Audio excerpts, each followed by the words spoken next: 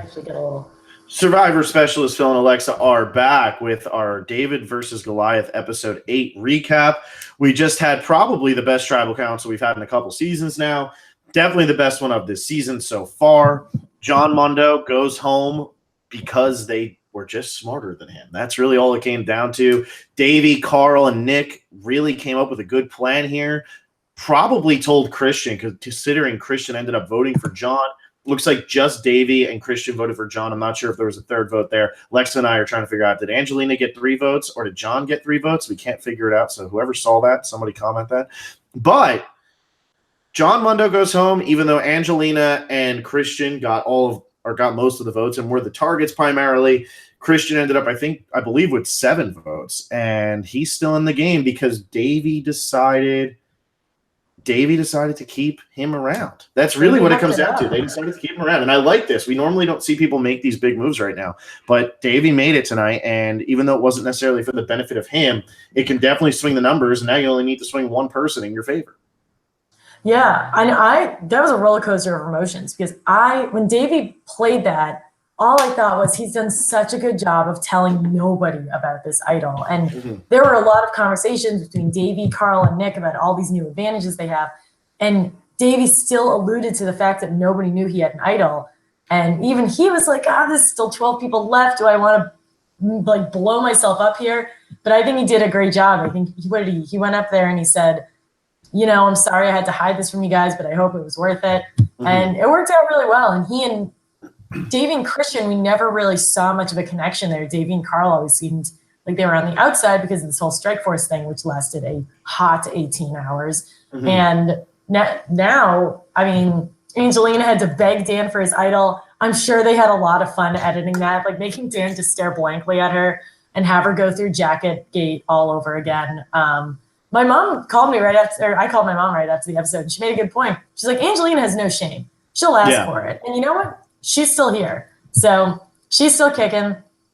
I was wavering. I had a lot of thoughts on Dan tonight.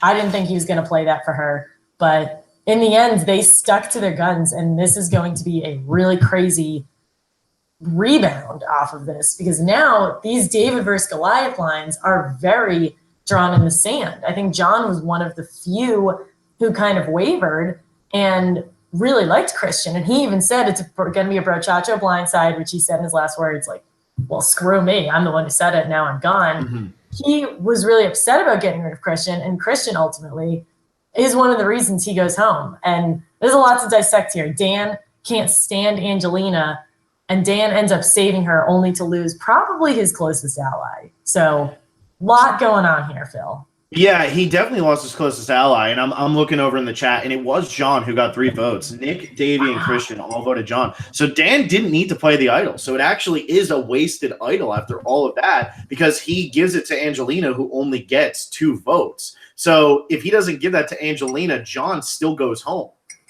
So, okay, this is where my inability to do simple math kicks in. Why did Davey play the idol then? Well, he had to play it for Christian. Otherwise, Christian goes home. Oh, right, true. Yeah. So then Dan is like, well, screw. So Dan had an incorrect idol play. Davey had a correct idol play. Yes, exactly. So where my whole question comes in is, how did they know to give more votes to John? Why did the 3 of them, out of that group of 5, out of these Goliaths who were left, why did the 3 of them decide to vote for John? If they didn't know that Davey had this idol, because why are you splitting the votes between Angelina and between John if you don't know that Davey has an idol? And plus the whole plan was, what if we do the steal the vote? But if you're splitting votes, the steal the vote's not going to help you. I feel like they knew what to do going in. I think so. I guess that with what I'm saying, I guess that means that Christian, when he's got his head in his hands, that's a bit of acting because Christian probably knows at that point. Christian voted for John. That means that Christian is in on this. So I think Christian was playing up, having this absolute meltdown. And I think, did Davey tell Nick right before Tribal Council when they were in that hammock, I do have this idol? I can't remember because there were so many times he told us versus telling the other players. But Christian was in on that. Why would Christian have voted for John otherwise? Well, here's what I think ended up happening. So now that we're actually talking about it, I think it makes more sense. Davey hadn't told anybody about his idol, and so at the beginning of the episode, which we'll get into later, he finds out from Nick and Carl that they have all these advantages, and I figure, okay, Davey's probably spilled it at that point, and then he goes on to say he hasn't told anybody. What must have happened is when Nick and Davey were on the hammock, Davey must have said to him, look, I have an idol. We need to make Christian believe that he's going, or Christian needs to keep playing up like he's going home. We're only going to tell Christian. We're going to leave Carl in the dark. We're going to leave Gabby in the dark. And that's why Davey goes up there and makes that whole speech of, look, I'm sorry for the people in my alliance. It's because Carl and Gabby didn't know, not necessarily because they don't trust them, but because you don't need them. So you only need 3 votes. So let them do whatever they're going to do. Let them vote for Angelina.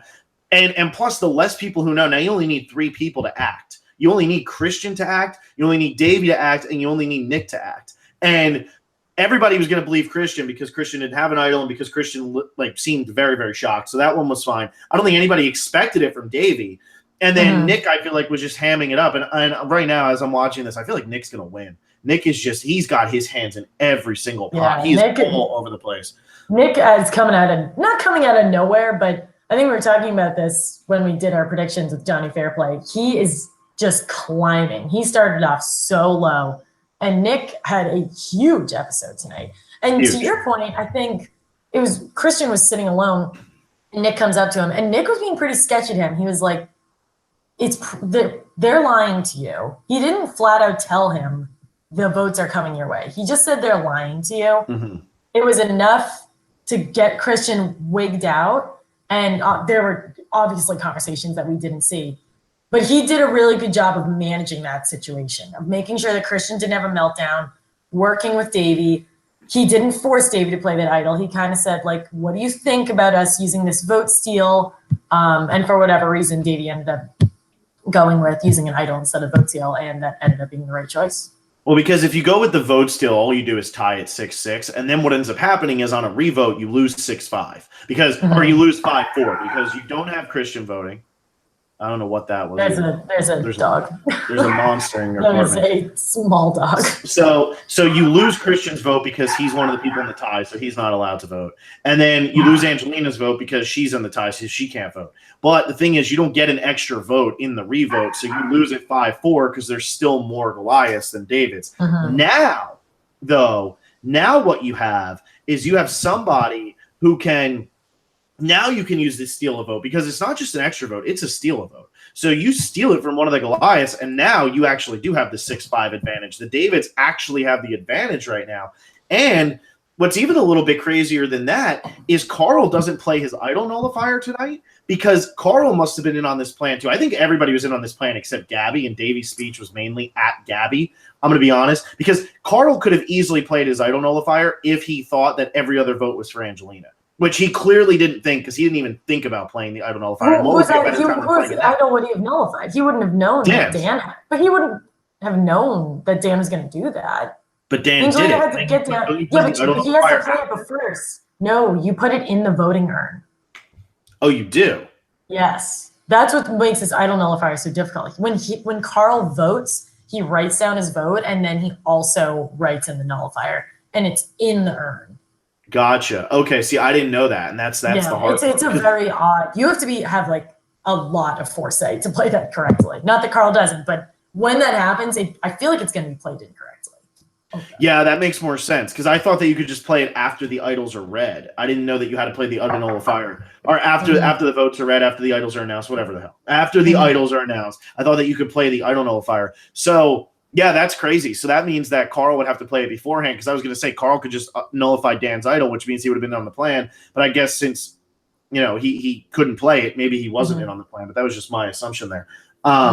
So go ahead. I have a quick question, which, again, my mom brought up. I can't take credit for this. I know this is probably happened in the past, but I'm not connecting. Let's say all these John votes are actually Angelina votes. The only 2 names that get put out there are Christian and Angelina. Every single vote that is cast is nullified by idols. Do you revote? I think they revote. I think that's what ends up happening. Right? I'm pretty sure. Not?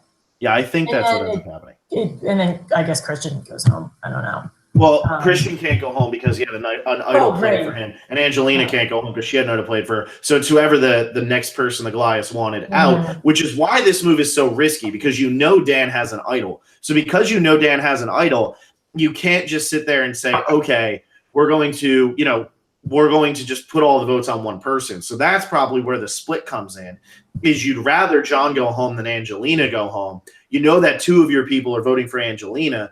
You know that they think Angelina is getting the votes. So you're assuming that, okay, Dan's gonna if he is gonna play his idol, he's gonna play it for Angelina. Let's make sure that we don't go into a revote situation, because if we do, we still don't have the numbers and we end up losing.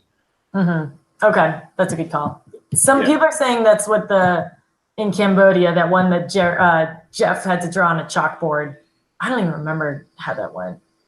In the Kimmy, Keith, Jeremy. Oh yeah. People were still available. Like, I'm not wording this correctly. Like, people received votes who were not. The problem with that one was it's like the Suri vote. The reason why Suri goes home is because she's the only one who doesn't have an idol, so she goes home. In that situation, and I might be wrong, but I think in that situation it came down to Kimmy or Keith, and because everybody else had played idols. So I forget who the idols were played for, but it came down to Kimmy or Keith, and Keith was ready to walk out of there, even though they actually had the numbers. They had more, because the two people who had received votes who had gotten idols played for them, I guess, were in the alliance with Jeremy, right? Well, yeah, it got to the point where Jeff was like, y'all just need to talk it out and just get rid of someone. Yeah, exactly. So I think that's what would end up happening. There you go. So Spencer had immunity. Jeremy and Wentworth had idols. So the three of them are safe. The only other two who can go home are Kimmy or Keith. And what ended up happening was, I think it was, and Tasha was there too. Yeah, I was about to say, it would have had to be tied. It would have had to be an even number, because it would have had to. And they just said, like, I'm not, like, no one would have flipped, so it would have been tied. Yeah, it was 3-3. That's right. Okay, exactly. Got it. Yeah. Anyways, yes. So why do you think they picked John? Because he's the strongest guy out there, and I think because he can win. I think because they're looking at him as he's somebody who's really positive. He's probably always going to be in the Goliath corner, even though he's kind of talking to Christian, but he's not somebody that they're ever going to use in their group of six. And I think people are probably going to be saying, why didn't Kara go home tonight? Because we all know that Kara's threatening. I mean, she was a beast in that reward challenge, which we'll talk about that reward challenge, because I thought that was a great challenge. I love that. Love that challenge. But I think that the reason Kara doesn't go home tonight and John goes home is because even though Kara and Dan have this relationship, nobody's looking at Dan as a threat. And I know that Dan and John have a relationship, but I think that people kind of figured maybe we can work with Kara down the line. We're never going to work with John down the line. I don't think that. Do you think so? Even though John and Christian had like this whole thing? Yeah, but the thing was, okay, Mike White has now decided all of a sudden he wants Christian to go home. He needs Christian out of there as fast as possible. So Mike White wants to make that happen. By him doing that, by him doing that, you've distracted me. So by Mike White trying to flip, you look for somebody who can replace Mike White. Who's that person? It's probably Kara more than it's going to be John, because John has more relationships, I feel like, with Angelina, with Dan. Kara, we only have seen really with Dan. So I think Kara is a little bit more of a wild card that you can say, hey, come to our side, come and play with us. Whereas John, I don't think really ever is. Yeah, you bring up a good point. I guess my thought process was we've already seen John kind of wiggle his way in, but someone brought up in chat, John wasn't in the strike force. I think like we just assumed he was because he was already in with half of them. Yeah. But he wasn't. And he was the one who said like the infamous quote, first of all, it's gonna be a hashtag Brochacho blindside. So moving forward, I think we need to get rid of hashtags and prop bet. Because he literally said the word hashtag and there wasn't a hashtag. So annoying. Sucks for everybody who put anyone in there, 'cause it's not gonna happen. Yeah. But he was the one who was like, it really sucks, but I guess we're going to get rid of Christian. And he did not step up to fight it. And Mike might also be the biggest loser here because he's like, guys, I got this. This is my whole thing. Mm-hmm. And there's this really cool beach scene. We have a lot to cover. Really cool beach scene. And then like becomes an afterthought of this episode. Yeah, no, it's true. And so let's go back to the early part of this episode then, because we do have so Go much to cover. chronologically. Let's talk about this Davey and Nick looking for stuff together. And I think this is why I really do believe that Nick's going to win this game now, and why I'm kind of all in on the Nick win Survivor 37. Nick has never Johnny Fairplay's new t-shirts. No, it has nothing to do with that, even though love Johnny Fairplay. I will say that publicly. I don't care what everybody said about that last podcast. It's probably the most fun I've had podcasting ever. It was a wild podcast. Yeah, it gets kind of bland talking to Alexa all the time. Johnny Fairplay kept that going. I was so in. I loved it. Loved every second of it. You thought the Frozen one was crazy. Buckle up for this one. Yeah, love all of our guests, but Fairplay was incredible. And, even if you want to go back and listen to that one, a little self-promotion like he was doing the entire podcast, which made everybody mad, but we kind of just were like, John, say whatever you want to say. Follow us at patreon.com/Survivor Specialists. Yeah, we have /Survivor Specialists. And like if you want to go listen to that, it's not just power rankings, it's listed as power rankings, but a lot of stuff about Pearl Islands, a lot of stuff about the behind the scenes. Anyway, going back to where we were here, Nick, we've never once seen him be like, I'm with Davey, I'm with Davey, I'm with Davey. We've never seen that. That's never happened. Even in the first vote, it was Davey, Carl, Elizabeth, and B. They don't have a name. They don't have a nickname. They're not a real alliance. Yeah, they're not a real alliance. So we've never seen Nick working with Davey. And yet, what ends up happening is in this situation, Nick is running around with Davey looking for idols. And I think that just shows how good of a relationship he has with everybody and how good he is at building these relationships with everybody. It's because Davey trusts him enough to be like, all right, let's look for the most important thing in this game together.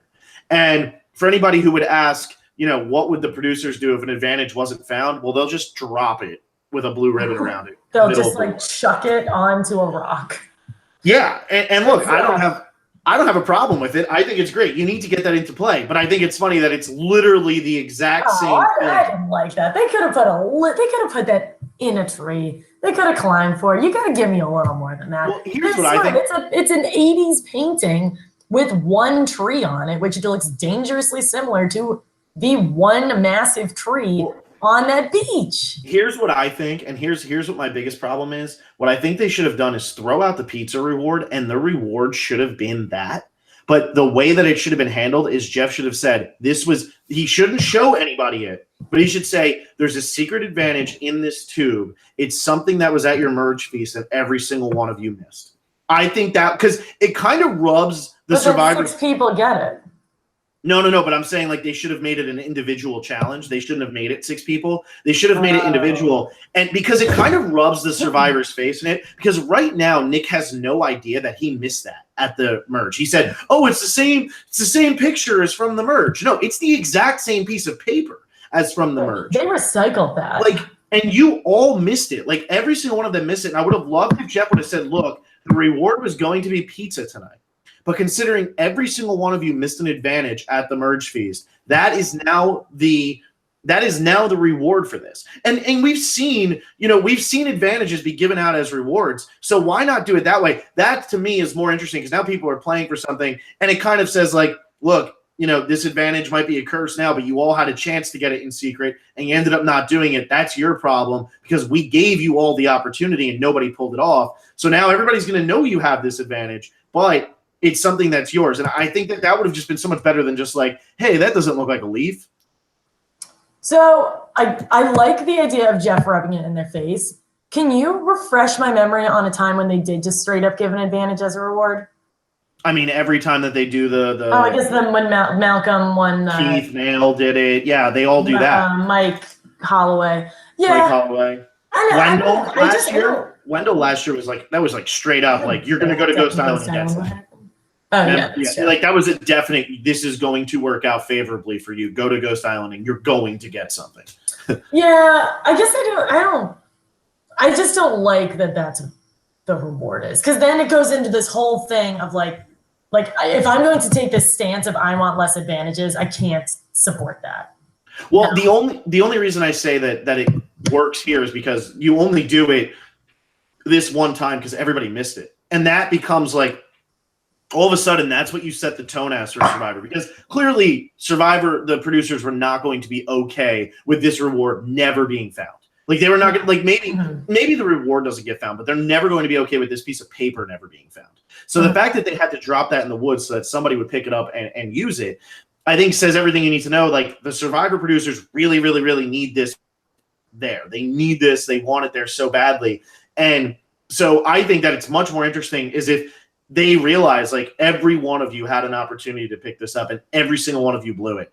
And now only one of you is going to get it and everybody's going to know you have an advantage, but you still have to go and hunt for it and all of that stuff. But it's a clue to an advantage. You even claim that it's, it's a clue to a secret advantage or whatever. There wasn't enough rubbing in the survivors' faces of you all blew this. And that's what rubbed me the wrong way on this.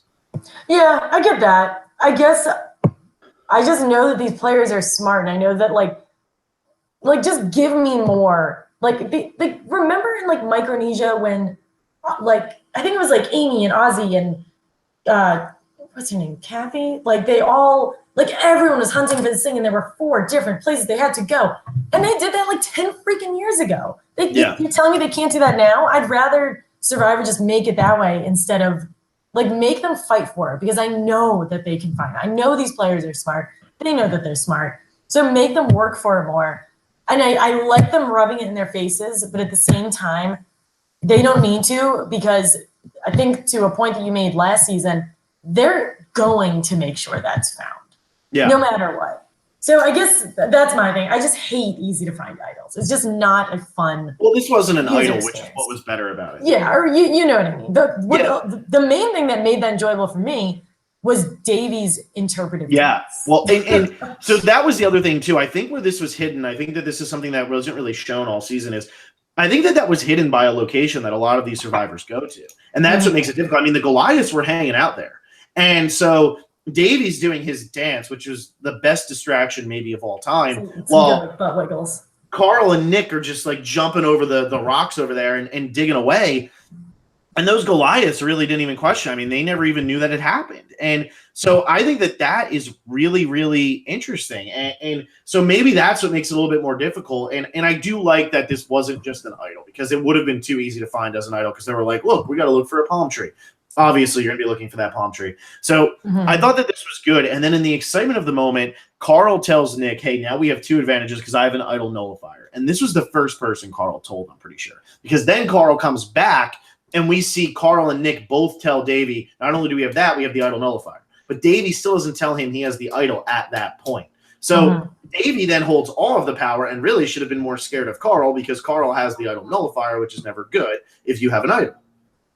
Yeah, you're right. And that I know a lot of was it Dom who was saying like Davey's definitely told Carl, Carl's definitely told Davey. There was a lot of like, oh yeah, there are 2 things that can help us out, and all 3 of them were referencing something different. I thought that was pretty cool. But I think Davey and Carl are super tight. I was super wrong in that I thought Davey would hear about Carl's nullifier and want to get rid of him immediately. But from like a meta super fan standpoint, because I think there were like a lot of finger guns to super fans of this episode. Like, obviously everyone had a positive reaction to Carl having an idol nullifier, but that has never existed before. Was expecting more fireworks. Like, that's a thing. Like, I don't know. I guess I was expecting a little bit more, but I'm sure they also had like question marks and production just didn't want to put that in there. Well, and I think what also ended up happening is because of everything that was going on in this one moment, it doesn't really sink in as much because you just found an idol. You just found a vote steal, which you're really excited about. And then Davey already knows he has an idol, so he's excited about that. And then he hears, oh, there's an idol nullifier. And I think the problem is there was so much excitement already. And because an idol nullifier is strictly an idol nullifier, like there's no question mark about what's an idol nullifier. Once you hear those words, you know what it means. You know what it's going to do. You know that it cancels out all votes. I think that's what Nick said. So you know that that's coming. So I think that's probably why some of the shock and some of the awe was gone. Now, I think that when Carl plays it, and if Carl had played it tonight and that would have been played correctly or something, then all of a sudden you're going to have people dropping their chins being like, what is going on here? But I do think smart move tonight by the guys to decide to get rid of John instead of getting rid of Angelina, because somebody said at the beginning of the episode tonight, I don't remember who it was, but they said they kind of took the fangs out of Angelina. Like Angelina is no longer really a threat. And look, this is the way I look at Angelina. I've been kind of hard on Angelina, but here's the way I look at Angelina. She is what Bradley would have been had Bradley made it to the merge last season.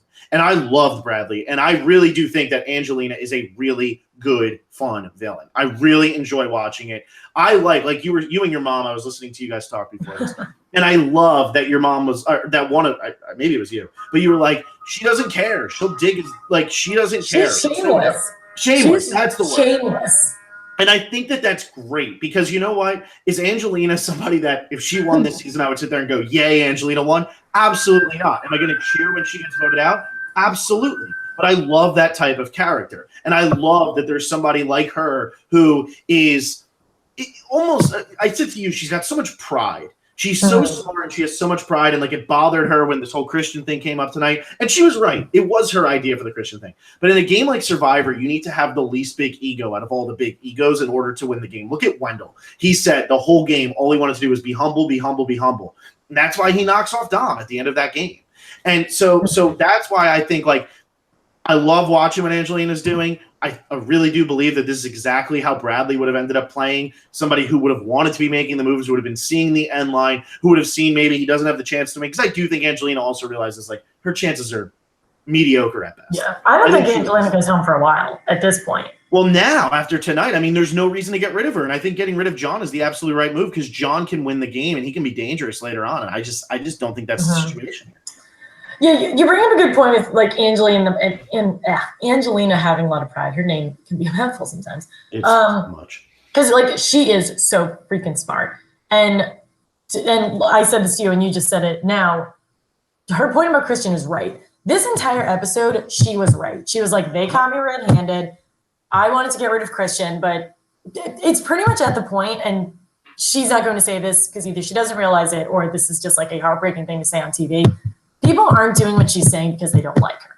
Yeah. They're over her, and whether or not it's warranted, I think it's at a point where like she is just so helpless, and I think people, cough, cough, Dan, are just being ridiculous with her. It's at the point she lost her power, she lost her fangs. She was the star of the last tribal council per Mike. She's laughing at herself. Like she gets it now. She gets her place. Dan needs to lay off the freaking gas. He was killing me this episode. Yeah. So Angelina is like I agree with everything you say about her, but it's at the point where like she gets it, guys. Like there's no need to be a dick to her anymore. Yeah, and I think Dan laying there. I think this comes down to this is personal now. Dan and Angelina, and I texted you tonight and I said, has there ever been a situation where the two villains that nobody is going to vote for to win are the ones who are at each other's throats? Like that's what's happening right now. Neither Angelina or Dan is going to win, but they're so worried kind of about getting the last word on the other person. I thought it was fantastic that the immunity challenge came down to the two of them tonight. And I honestly battling it out. And I honestly thought it was better for the show that Dan won than that Angelina won. Because if Angelina wins that, all of a sudden it's, okay, which Goliath does everybody want to take out? And then all of a sudden this big moment doesn't happen and Christian probably does go home tonight, or there's a much better chance he goes home tonight because the Goliaths have to start lying to the Davids about this is who we want to go. And I think the Davids are going to sniff that out and say, look, that's not what you guys are doing. But or Alec will just tell them. Or Alec will just, I love Alec. I don't even care. Alec, Screw everything. Someone tweeted this, which I forgot. Alec is like the reason that this happened.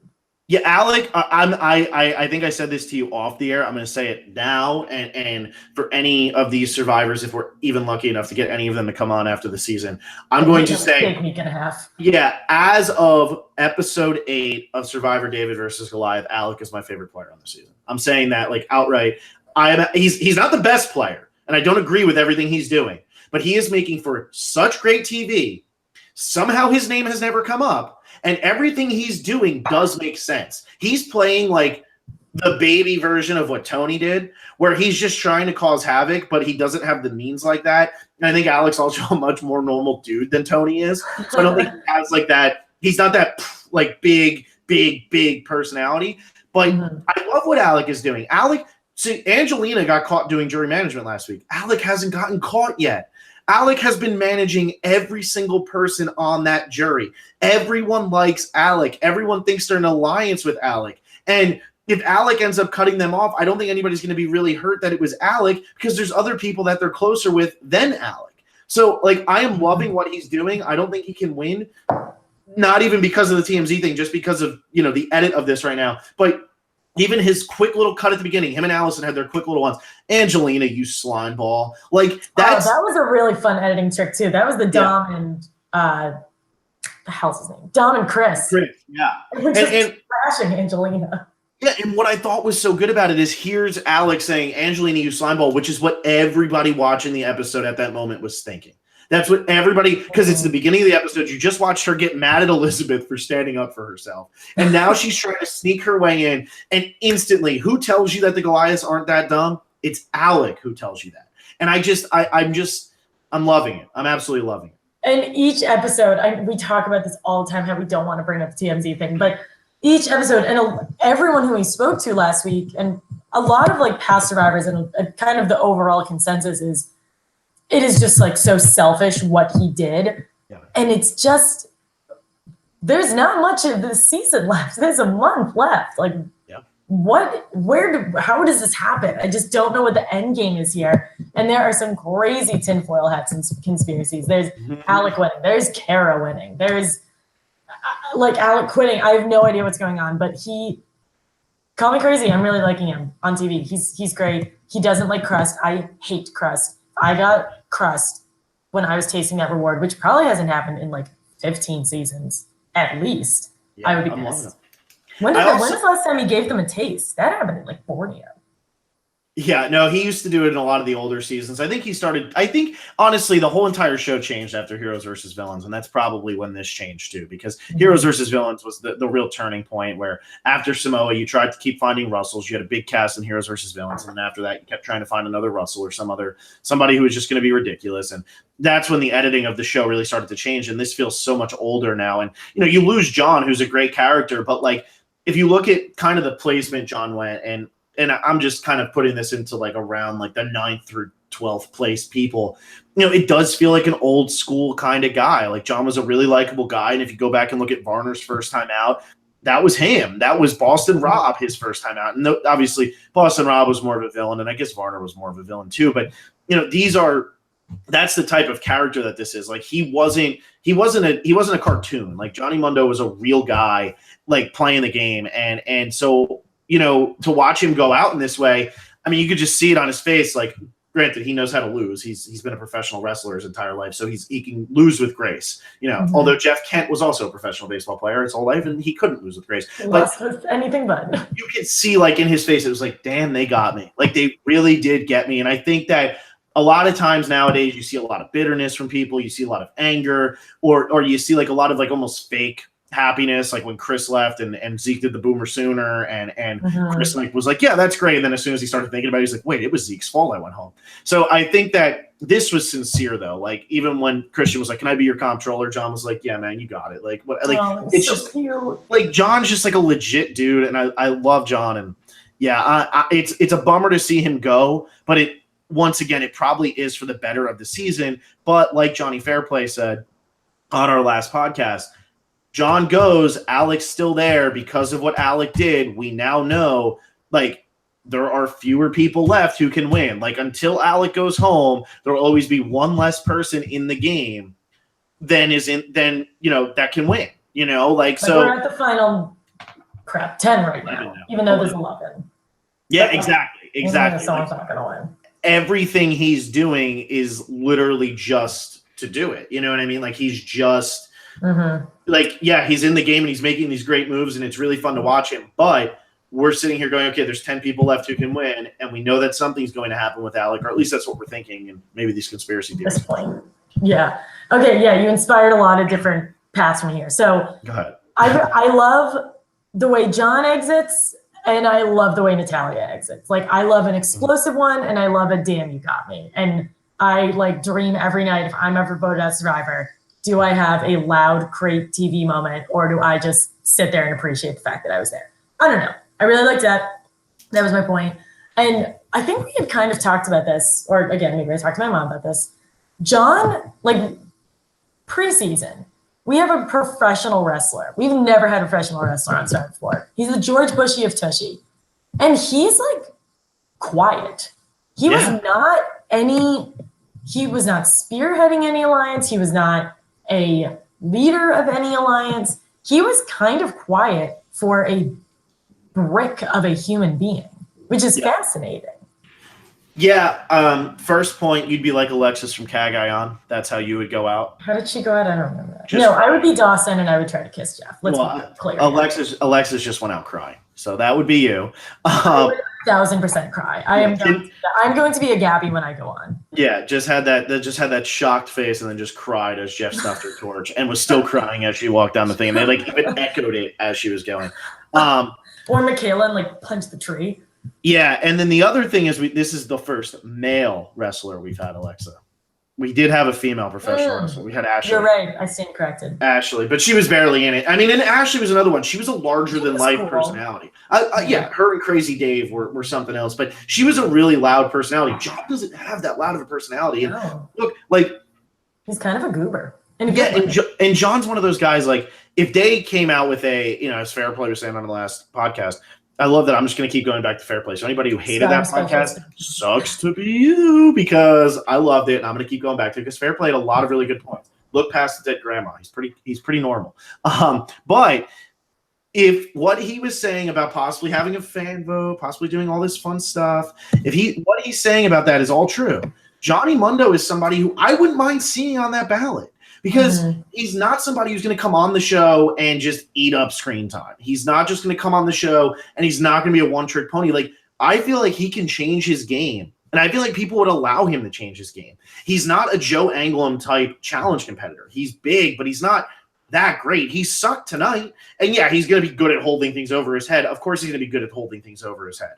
But that's literally what he does for a job. That's literally what he does for a job. And unless you weigh as much as whatever 250-pound wrestler he's holding over his head, that 20 pounds of sand holding it there for as long as he did, that's probably not that exhausting for him.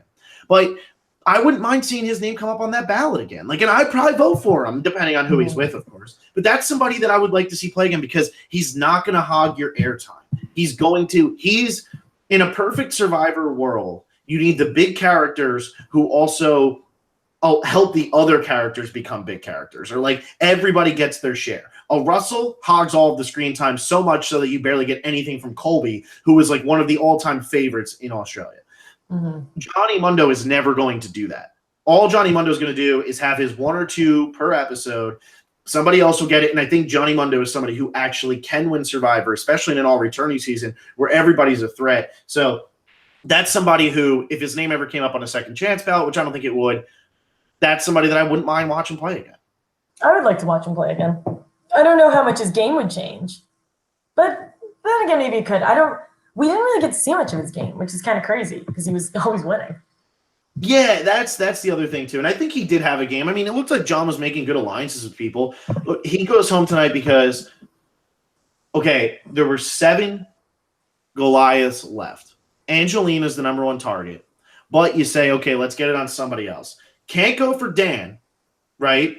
3 of those Goliaths are in your alliance. So now there's 5 Goliaths that are out there, and it's only between John and it's between Kara. And I just think most people felt John's a bigger threat to win. Kara's somebody we can maybe pull in later. And so let's get rid of John now. Because, look, if Christian and John were as close as they were when they were on TIVA, and they're calling each other brochacho and all of that, and John's still not working with Christian, that means John's never going to work with Christian. It's just time to get him out of here. And I guess I thought that TIVA group was going to be tighter than it turned out to be. I mean, I knew that none of the girls were going to work with Dan. It seems like Dan didn't have a connection to anybody except for Christian and John, but have he and Christian spoken since? Like, not really. Not really. So I think I think that was like an edit thing. Everyone was like, oh, all these people have long-term edits, so they're obviously going to work together. But I really don't know what's going to happen moving forward. I mean, Gabby's, you kind of see in the preview, Gabby's like, yes, everyone come to us. I think she and Allison are still tight. I think they're definitely going to connect again. I mean, Dan's definitely not going to work with them. I don't know. This is going to be interesting. This is getting better and better. Yeah, it just keeps getting better and better. And so, back, like, if you look at that reward challenge, I thought what was interesting about this is we've been complaining a lot. If you're going to do a schoolyard pick'em, actually do the schoolyard pick'em. And what ended up happening tonight is Jeff says, we're going to do a schoolyard pick'em. And Gabby goes, oh, no. And then what happens is Gabby and, like, Jeff announces, Gabby and Mike, we're the captains of these teams. And, I thought that was good. How do you think of Gabby essentially choosing the strike force? Well, she just picked the strongest dude. So I think I bet she had first pick. So she takes John, Mike takes Dan, she takes Alec, Mike takes whoever, she takes Allison, Mike takes whoever, she takes Christian. Nobody's gonna bat an eye at that order. Yeah, that's pretty true. I saw someone, because I think that breakout was in the preview, and someone was like, you don't want to do that because then you're creating a sub alliance out of the people who don't win. But that's a really good point. And in a challenge like this, that the reward is going to be at your camp. So, like, they don't have a lot of time to create this sub-alliance because you could easily just eat the pizza in front of all of them if you wanted to. Hottest take of the episode, that pizza looked good. Yeah, it didn't look bad. I'm pretty surprised. Did not look bad. Allison looked to be slightly enjoying it, at least. Again, I love that Jeff gave him a taste, and I have been complaining about the challenges a lot this season, namely because I can't remember a single one of them now that we're actually talking about it. This one was great. This was endurance and teamwork. And I don't know, did Jeff say how much each bag actually weighed? They were 10 pounds. 10 pounds.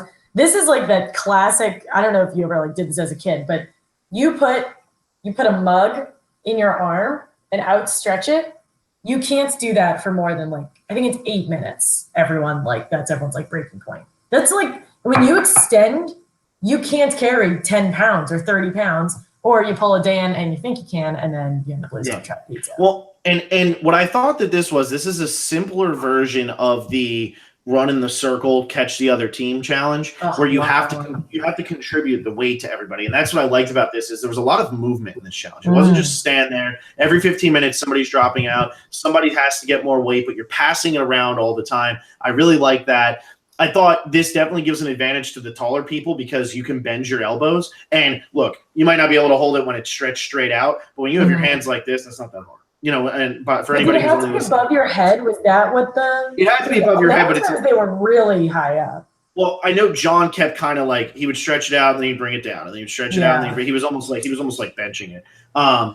Because I think that there's that's kind of easy. You got to keep the blood flowing, and somebody who's really short, like a Gabby or a Mike White, you're having a harder time keeping it flowing because you don't have as much room to drop down. Because the further you drop, the easier it is for that bag to fall. Although I did love Dan blowing this because he's talking crap, and Alec's like, dude, what's your problem? Once again, it's Alec, the hero. I love that Alec is the hero. Alec comes out and he's like, Alec and Gabby, Alec and Gabby is and what did Gabby say? We're just being strategic. Gabby was we're being strategic, and then Dan's and then drops it. And then drops it. I mean, no doubt he was going to drop that. Those bags are not even, and the weight is not evenly dispersed. And Kara is holding it with two hands like a smart person, and Dan's look at me, and then drops it. And Kara's well, F this. Yeah, and Kara was seriously, I'm fine. I can take more. Kara, once again proving that she's a tank out there and nobody's giving her any credit, and who's the one who blows this challenge. If you would have told me beforehand that it would have been Dan with 3 bags, I wouldn't have believed you, because this is a challenge where Dan should have lost it with 5 bags, or Mike should have dropped one of his 2 bags or something like that.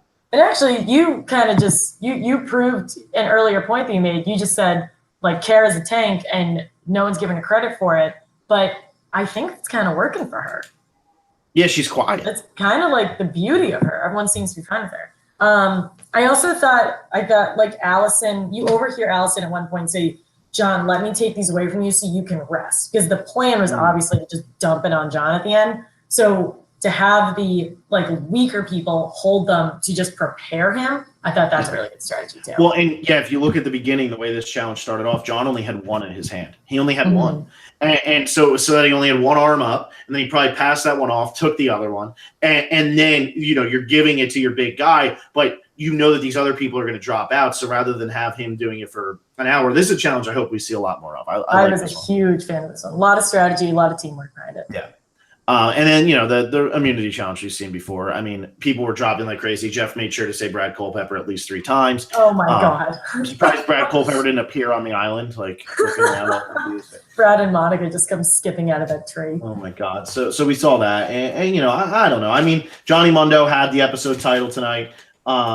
But yeah, I mean, that's really all. That's all I had from it. I mean, what else do you have to say about this? We're not that long in. This was brought up in the beginning and was kind of dropped. Mm-hmm. Mike talks to Christian and he's like, "I'm really feeling the strike force, but Gabby is making me nervous," which I think is a very fair point. I know there were a lot of questions on like Gabby's performance at that first tribal council. Whether or not she was playing it up, I don't really know. I don't really know where that netted out. But Mike is understandably nervous about Gabby. He's like, she's giving this whole pitch about how, like, the Davies are the good guys, and Mike is like, well, here I am trying to join you guys. And then Christian in a confessional goes, I think that's kind of crazy that he's saying that. I don't think that's unreasonable of Mike to think that. No, I don't think it's unreasonable to think that. I think what's interesting is that he's telling Christian. And like Christian even said, well, at least he told me, because I don't think Mike realizes how close Christian and Gabby are. And especially if Mike's going to turn around and try to vote Christian out by the end of that episode, like, what up, man? Like, why are you doing this? Like, I know, poor Mike. Mike like was about to be the star of this merge, and now not present. But I do think Mike's going to be okay. I really do, because what I'm viewing here with Mike is, so what I'm seeing from Mike right now is, even though he was the one who was like, let's get rid of Christian, and people might have been nervous, like, oh my God, why are we going to do this with Christian? I think that because it didn't work this time, now the strike force is the move. That is your 6. And maybe he's scared that people can beat him, or he's not completely confident with it. But he still has a couple other people he can go to. But I think that he realizes his best bet is the 6, because Davey, who wasn't in the strike force, is the one who gave Christian the idol, which has to make Mike go, oh crap, I'm not the only one who's trying to vote out people that I was originally aligned with. So I think that Mike's going to be okay. He's still not all that threatening. There's still bigger threats than him. Angelina is still somebody who's a bigger threat. And I'm just talking from Goliath perspective. And Dan is somebody who's a bigger threat. So I think that Mike's going to end up being okay. I think Mike will be fine. And Mike brought up a name that everyone can support, everyone can get behind. That's the other thing too. Yeah. One good point that I can never pronounce your name, Jake Rausch, who I believe is a patron of Specialists. Yay, patrons. He just said in group chat, I just finished watching. Imagine if Dan betrays Angelina and then Angelina stays anyways. If this is actually true, which I think is right, that John gets 3 votes and Angelina gets 2 votes, Dan betrays Angelina and then Angelina comes back. Yeah. And he didn't give her an idol. That would have been mayhem. Pretty much any scenario that could have happened tonight would have resulted in very enjoyable insanity. Yeah, no, I agree. And what's interesting about this entire thing now is, even though Angelina and Dan clearly don't get along, Dan did just save Angelina. So what does this mean? And also for somebody, it means nothing for them. Yeah, but I wonder what it means for that whole group going forward. And what's really big here is Christian actually probably gets a little more longevity out of this, because he's no longer as big of a threat. Because if he sits next to Davey says, I didn't do that. Christian doesn't sit here. What are you talking about? Like, Davey now has that, and it's not a pre-merge move. It's a merge move. The jury gets to see it. Everybody who's going to be on the jury saw that move where it's, if I didn't give this to Christian would not have made it to the final 3. He would not have made it here. So if Davey's sitting next to Christian, Davey has a better argument than Christian. And now all of a sudden there's weakness in Christian's argument, because it's, man, you should have went home that one night. You're so lucky Davey played that. And that's something that somebody sitting next to him can play up, while they also say, like Nick could say, look, that was my idea. I came up with all of that. I think if Christian is sitting next to Davey, you have to give that to Davey, because it's kind of like the Jessica Lewis and David Wright thing. Like, she couldn't beat David Wright because he was the reason she survived like the 3rd boot. Yeah, you know? But then again, all the way in early in the season, Russell saved Parvati, and people think Parvati should have won that season. So it's interesting. It depends on how, I guess, evil you are too, which Davey's not evil. So, you know. But yeah. So that's something else I'm not thinking of. Keep going. What else do you want me to say? I don't know. You were saying something, then I interrupted. Well, Emily H said, "Are you guys still doing the bootless game? Because somehow I'm on fire this season. I still want that buff." Yes, we do. We do have the bootless scores. We just have to like put them in some sort of order. Yeah, actually, first of all, intern sucks, and second of all, Phil and I will be driving 8 hours on Friday to go see said intern. So if I'm bored in this car, which I probably will because I'll be sitting next to Phil, I will. I'll post these on Facebook because I know we haven't done that this season at all. And I don't even know where I stand on it. Probably pretty terribly. Yeah. And we'll post those. We'll give like prop bet updates and all of that fun stuff too, because we haven't really done that. Okay, you talk. I got to refresh my screen real quick because I haven't moved in like 10 minutes. Okay. So I'll just read comments while Alexa disappears because I'm here for everybody. I hope that I'm still here for everybody and that it doesn't disappear because of that. But anyway, what I will do is Giovanni Rihanna, if you're Dan, everyone know you have an idol. Why not keep it, especially during a night where he wasn't in danger? I think now because he's actually less threatening because he plays one idol, and that's the only one everybody knew about. So nobody knows that he has another one. So actually now nobody's going to be scared of him, and if they try to vote for him, they'll probably end up telling him. And now he can just be like, well, I have another one, and I think only Kara knows about it. So I think that that's a big deal. Kara, I think we see Kara officially wanting to break up with him this episode. So I think he's like, this one will definitely be used for him. But yeah, it's gonna be hard to blindside him because now he knows people want to get rid of him. And someone brought up a good point that reminded me. The reason they got rid of John was also to weaken Dan, because I think that was implied in the Nick and Davey conversation where they said, like Dan's the leader, we got to get rid of Dan, but obviously they couldn't. So chopping off his right-hand man was the right call. And I think that had Dan not won immunity, he goes home tonight. Probably. That would have been who they would have ended up voting out.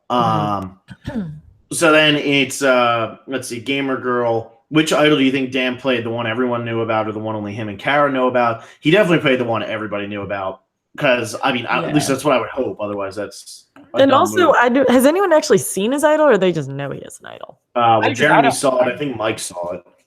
Because I don't know what they actually look like. I don't know. Yeah. Let me think. What else are we missing here? Angelina was a decoy boot. That was the same immunity challenge as Game Changers. I kind of like it. The balancing, like the foot balancing makes it that much more difficult. I still think it would be hard even if you're not balancing on that. Oh yeah. Also, Alec and Nick are tight ? Things I wrote down. When did that happen? I just think that Nick is really tight with everybody. This is what I'm saying. Everybody feels confident with Nick. Davey's going idol hunting with him. We know about Mike. We know about Christian. We also hear about Alec tonight. Like, I think everybody feels really comfortable with Nick. Mm-hmm. And he even said, I think it was right before going to tribal council, he was like, no one's afraid of me. There's no target on my back. And he's completely right. I thought that was like very, I don't know, I guess self-aware is the right word. Like the fact that he knows that and he's in a really good position. I wouldn't be surprised if it backfired like quickly over an episode, but he's also not doing anything malicious either. He's not like purposely like pitting people against each other. He just has friends everywhere. Yeah, no, I agree. And then we have survivor rules. Why not take out the flipper like Mike or Alex to teach them a lesson? If I was Nick, I would have taken out Mike for being a traitor, or Alec perhaps was John the better choice. John's absolutely the better choice because everything you just said. Mm-hmm. You know, like Nick is making sure that he keeps the people that he feels he can trust even a little bit. And I don't think he had a relationship with John at all. I don't think he had any relationship with John. So yeah, I do think it's the right move, what he did. Yeah, it's easier for Nick to get rid of John because, like you said, he has no relationship. So there's no, like feelings hurt there. And Christian clearly seemed fine with it as well. Yeah. And then Gamer Girl says, now the two idols have been flushed. Do you think another one is going to be put out there? If so, who do you see finding it? I think we definitely get another one out there. We normally do after one is played. So I think we definitely get one if two were played. And in terms of who will find it, I don't know. I mean, I think it could be players are smart. Yeah, anybody could find it. Maybe this is when Angelina finally gets an idol. Maybe that's what happens. I don't know. Mm-hmm. So we'll see what ends up happening moving forward with that. In terms of MVP, LVP, I think that this was a pretty obvious Davey MVP. Even though Nick did do a lot, I still think that it should just be Davey. And then in terms of LVP. I'm looking to see whose team Davey's on. I'm just gonna say Angelina because she's on Vaughn's team and Vaughn's still wiping the floor with us. So, but Angelina, this is why I don't like MVP LVP. Angelina was supposed to go home and she didn't. Yeah. And so that can't make her the LVP. That's always your argument. I'm so happy that you finally agree with me that LVP is stupid. I'm so happy I have told you, come on. I've been saying that forever. You've been saying that for weeks now, but this is the first time I think you've come out on the podcast and been like, oh my God. Actively, we're getting rid of MVP, LVP next season. Spoiler alert. So if you have anything in mind, let us know. MVP is not that bad. LVP is stupid because it's the whole Joe Mena rule, which I defended to no end. Joe Mena played the game. The Joe Mena rule is what I'm doing to Angelina right now. So Angelina's on Vaughn's team. No, stop. See, that's another thing. Now it's all politics. Just not being on your team. I don't like politics. I used to forever to escape politics. Also, I lost a team member. Damn it. You did. You lost Mondo. I have Dan, Allison, and Kara. Dan was my first pick. Let's keep on mentioning that. So Vaughn's first pick was Nick. My first pick was Gabby. Alexa's first pick was Dan. Oh my God, let's change the subject. Kara was my last pick, and I'm really pumped about that. Yeah, I got Christian and Carl somewhere in there. Bradley is slaying it with Alec on his team. Yeah, when Alec ends up winning this. Dream team. Yeah. Okay, and I think my Excel sheet just froze, so I don't even know what's going on. Great. My computer's about to explode. Anyway. Anyways. So yeah, I don't know. But as we wind down on this, Alexa and I, we did start up the Patreon, which I'm just going to keep name dropping now because let's talk about that. Yeah, so we started up the Patreon. We're doing we have the Facebook group, which is going, which nobody has posted in yet except for Alexa and I, which means that it's super exciting. We should probably post more in it. And to our 10 to 12 patrons that we have, you guys can post stuff too. We have 16. So anybody who wants to come in and join. Yeah. Anybody who wants to come in and join, keep on coming in. The Facebook group's pretty cool. That's only $1 a month. So, that's the one. And then the next step is we do the Q&A, which we haven't decided what day we're going to do that. We've kind of decided what our patron one is going to be for the retrospective, as we're calling it, the will, because it's like the ghost of Survivor Past, the thing that you can't get out of your mind, although you wish you could forget it for the rest of your life. Creeps in the room. The thing you wish had never happened. So anybody who's interested in that, come over. No, let's. Why don't we say what we're doing? Because that'll maybe inspire people to join our Patreon. Or it's going to get all of our patrons at the moment to bail and be like, "Oh my God, why did we sign up for this?" But what we do know is that the Q&A we're going to do, because as you guys have known, I can't talk. You guys have noticed in the past few seasons, we have kind of dwindled on answering questions and comments. And so what we're going to do is for our $5 patrons, we are going to do entire podcast with your questions and answers. And for these, anyone can submit them, but the only people who can listen to us answer them are our $5 patrons, $5 and $10 patrons. So what we want you guys to do is, in the meantime, tweet at us some kind of broader questions. It could be about the season. It could be about past seasons. It could be about whatever you want. But Phil and I want to make this more of a discussion too. We don't want it to just be why did John go home? Because we answered that tonight. So any kind of overarching opinions that you want to know, takes on this season, give us kind of your bigger questions and we'll have a discussion about it. Yeah. And if you just want to talk about Johnny Fairplay for an hour, I'm all in. That's fine. That's fine. And then we're going to do a retrospective. Let's save that. We'll announce that maybe this weekend because we're going to be sitting next to each other anyway. Oh, yeah. Phil and I are going to have a great weekend together. For those of you who are on Reddit and really enjoy trolling, Phil and I had a great time the other night. Someone, I don't remember their username. This literally made my month. Someone posted on Reddit and was like, what is up with Phil and Alexa? What is their deal? Somehow this has escalated. We have wild chemistry. Somehow this has escalated to Phil getting down on one knee this weekend in Blacksburg, Virginia, the most romantic place in the country, and asking me to marry him. So stand by. And if you're a $20 patron, you can come to the wedding. Yeah, there you go. $20 patron. That's a great way to make that a thing. Wait until you see that wedding too. It's going to be amazing. It's going to be just a house. Also, Trent can pee. Thanks a lot, man. We appreciate that. Go away. No, we have. We want Nope, to we go gotta be off self-aware. Survivor Specialist being credible. These are the same people who thought Natalie and John had a chance to win. John did have a chance to John win. did have a chance to win. Everybody had a chance to win. And not for nothing. Not for nothing. Before the season starts, I'll say everybody has a chance to win if they're stepping on the island and they're brand new people. And I mean, have you at met us and all they of like them? us. My God. Also, Jeez. Natalie really likes us, so obviously Natalie we're going to does say really things like about us. her. Anyways, I really like Natalie in a very unbiased opinion, I swear. Yes, we are an unbiased podcast. I would just never work for her. We're actually usually I feel like we're usually pretty good about being unbiased. But tonight I let a little bias out, so I apologize for that.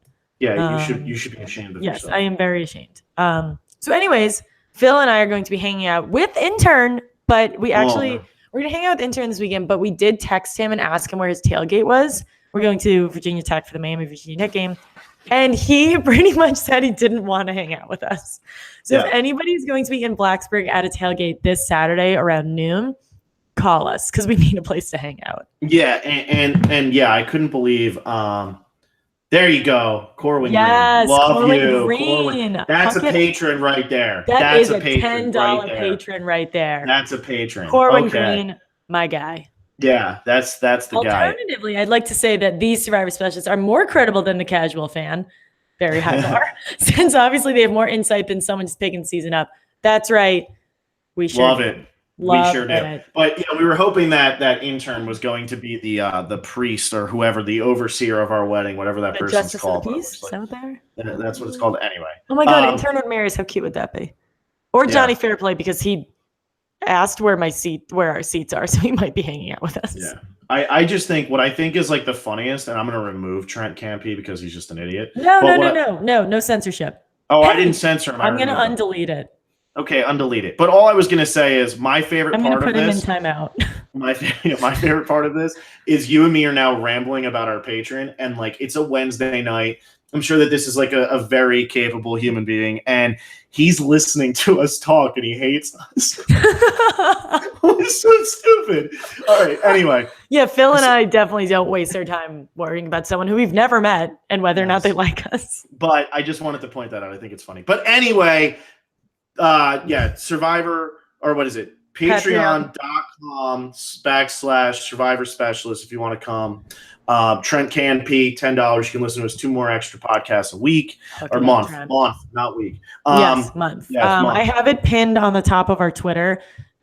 So if you're looking for the link, just go to our Twitter. It's the first thing you'll see, and I'll do that on our Facebook page too. But do it. We're super excited. We're really new to this. If you guys have other ideas of what to add, we kept it pretty generic at the beginning.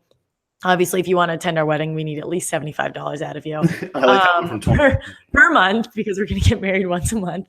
And I want more Reddit posts about this because I just think it is so out of body that I am a person that people on the internet sometimes talk about. It's like absolutely headline. It's wild. Phil and I, like, we're not going to be good at being famous because Phil and I, 3,000 miles apart, we're just giggle texting each other for like 2 hours about it. I screenshotted that and sent that to all my friends. I was like, guys, this is on Reddit right now. They're asking about if we're boogie woogieing. Yeah, just like neither here nor there. Interesting, but anyway. Anyways, Alexa, take us. Actually, Rico Watson, you guys do a great job. Shout out from Barbados. Yo, that's fun. That's awesome. Okay, there we go. That is awesome. Love hearing that stuff. Go, Alexa. Okay, I'm taking us home. It's time to go to bed. So, as we have not plugged enough, go to patreon.com/Survivor Specialists. Go to our Twitter. You'll be able to find the link there and become a patron. For only $1, you can hang out in our Facebook group, which again is not super active, but we're going to make it active. And so are the 16 patrons we currently have. If you want to pay, I actually don't remember the tiers off the top of our head, but if you want to pay $5 or if you want to pay $10, it's 1 as a fan, 5 as a intern, and 10 as a will. Go ahead. Right. Yes. But you don't want to be a will, but you also do because you want to pay us $10 a month. You do. So we're going to be coming out with more podcasts. So many of you guys over the past few years, you've Facebook messaged us, you've emailed us, and you say, I've always wanted to hear you guys talk about this. Well, here is your chance. We have looked at everything you guys have sent us. I think what we're doing was a suggestion. So I forget who suggested it. I should look it up so they get credit. But we're super excited to get started on this. Again, if you guys have any further suggestions on what we should add, if we should add another tier, add something else, let us know. We're as new to this as you guys are. In the meantime, we are at 3,899 subscribers on YouTube. I need one person to get us to 3,900. And then I want 100 more to get us to 4,000. So There you go. that was really sketchy. Hit that subscribe button on YouTube. Hit that subscribe on iTunes. Rate us 5 stars. Apparently, we end up in like the top 200 on iTunes every once in a while, which is crazy. So, because there are podcasts about like how to manage your finances, and then there's us. So keep doing what you're doing. We are having so much fun this season. I am so happy to be a part of an actual good season. It's taken me 3 or 4 tries to get here. We're having a really good time. Vote for MVP, LVP, but also don't because it's stupid. And come back this weekend at some point. Phil and I will be super hungover podcasting together with our episode 9 predictions. Have a good night.